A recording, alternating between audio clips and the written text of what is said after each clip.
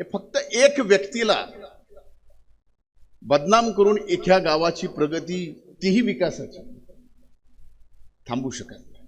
माझ्यासारख्याला तर मी काल माझ्या जीवनात एवढा कधीच अस्वस्थ झालो नव्हतो, तेवढा अस्वस्थ कधीच नाही.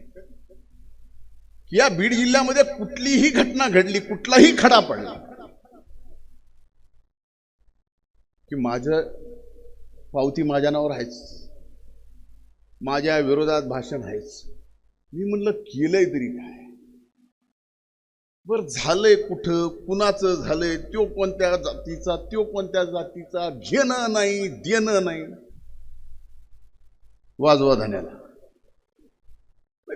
ठीक आहे, त्या गोष्टीला आपल्याला परिणाम होत नाही. ते संघर्षाचं जीवन मी जगलंय. असंख्य आरोप घेईल, असंख्य आरोप करल, पण ज्यावेळेस करल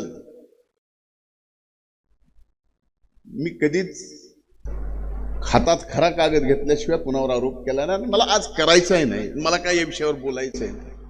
पण वस्तुस्थिती घ्या की यामुळं काय होत आहे. एक व्यक्तीला बदनाम केल्यामुळं आपल्या इकडे येणारी जी प्रगती आहे, कोण म्हणतं सिमेंट फॅक्टरी कशी आली, आज कशी कुणाला माहिती की सिमेंट फॅक्टरी कशी आली.